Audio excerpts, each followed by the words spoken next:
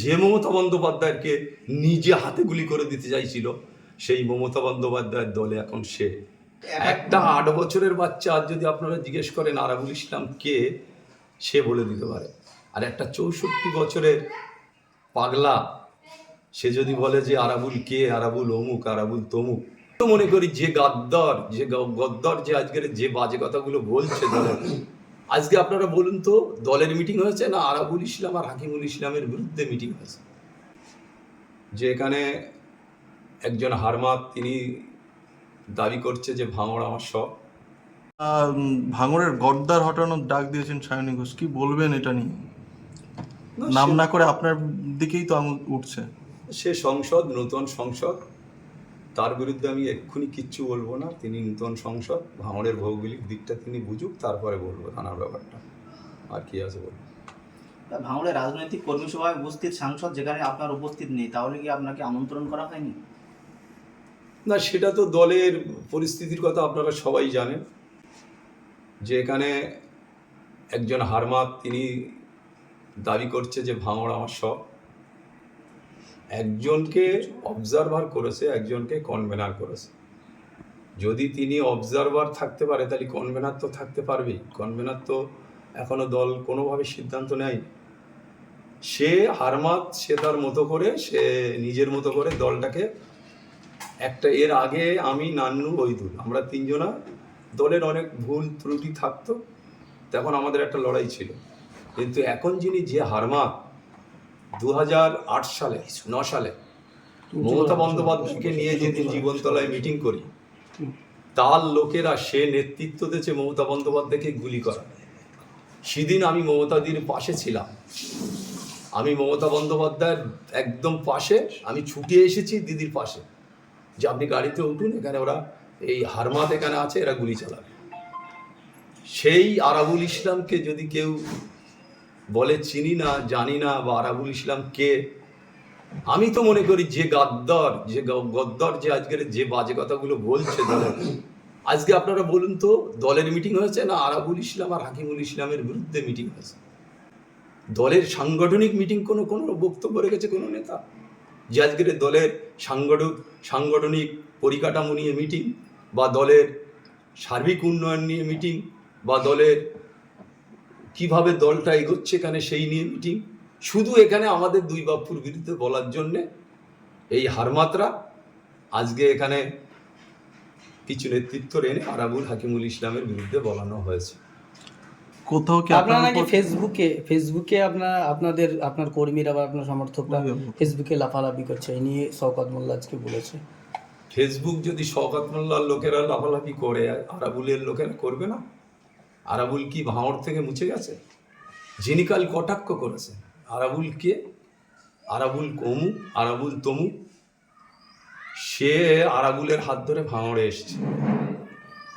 সে যদি এই ধরনের কথা বলে, আমি তো মনে করি ওনার জবাবটা ভাঙড়ের মাটিতে আগামী দিন মানুষ দেবে, ওনার মুখে ঝামা বসা দেবে ভাঙড়ের মানুষ। একটা 8 বছরের বাচ্চা আজ যদি আপনারা জিজ্ঞেস করেন আরাবুল ইসলাম কে, সে বলে দিতে পারে। আর একটা 64 বছরের পাগলা সে যদি বলে যে আরাবুল কে, আরাবুল অমুক, আরাবুল তমুক, তাহলে তার বোঝা উচিত যে সে কতটা জ্ঞান হারিয়েছে আর কতটা আরাবুল নিয়ে মানে পাগলের মতন করে বেড়াচ্ছে, সেটা ভাঙড়ের মানুষ বুঝতে পারছে। সাপুরজি বসে ভাঙড়ের রাজনীতি চলবে না, মন্তব্য শওকত মোল্লার। সাপুজিতে আমি রাজনীতি করি না, কর্মীরা যাচ্ছে, দেখাশুনো করছে। আমি তো এখনো, আমার কন্ডিশন আছে বলে আমি এখনো তো রাজনীতির মঞ্চে নামিনি বলেই, সাপুজিতে শয়ে লোক যাচ্ছে বলেই আজকে এই হারমাত সে পাগল হয়ে গেছে।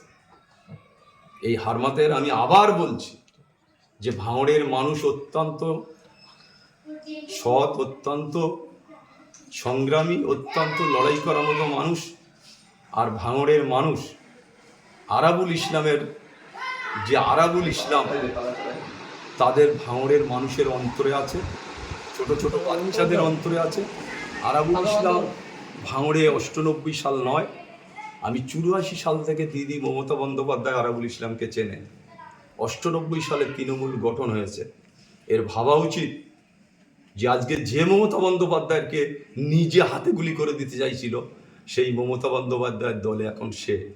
আমি আবার বলছি যে এই ধরনের হারমাত যারা দলটাকে এখন ক্ষতি করার চেষ্টা করছে, দলের ঐক্য থেকে ভেঙে চুরমার করে দেওয়ার চেষ্টা করছে, দলকে ছিন্ন বিচ্ছিন্ন করে দেওয়ার চেষ্টা করছে, আমি এটা দলকে যেমন জানাবো, ইতিমধ্যে দল জেনেছে যে আজকের কি নিয়ে মিটিং, ডেভেলপমেন্টের মিটিং, সাংগঠনিক মিটিং, না আরাবুল ইসলাম আর হাকিমুল ইসলামের গালাগালি দেওয়া মিটিং। কোথাও কি এটা- একাধিক বিধায়ক এবং সাংসদকে নিয়ে আপনার উপর চাপ সৃষ্টি তৈরির কৌশল শওকত মোল্লার এটা? কোনটা করার চেষ্টা করছে? তাতে কোনো লাভ নেই।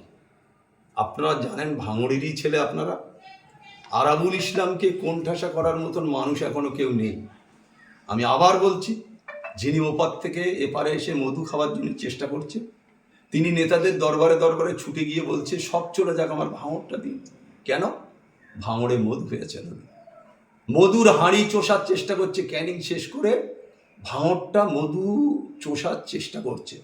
আমি আবার তাকে স্মরণ করে দিতে বলবো যে গাদ্দারি আর হারমাতি এটা বন্ধ করতে হবে। ভাঙড়ের মানুষ কিন্তু এই অহংকারটা ভাঙড়ের মানুষ পছন্দ করেন না। এই আপনি বলছেন যে আপনার আর আপনার ছেলের বিরুদ্ধে আজকে এই মিটিং আসলে সাংগঠনিক বা কোনো কাজের মিটিং নয়। এই যে আরাবুল ইসলামের কাছে মানুষজন আসছে, আরাবুল ইসলাম এখন রাজনৈতিকভাবে ময়দানে নেই, তারপরেও মানুষজন আসছে, তাতে কি শওকত মোল্লারা ভয় পাচ্ছে?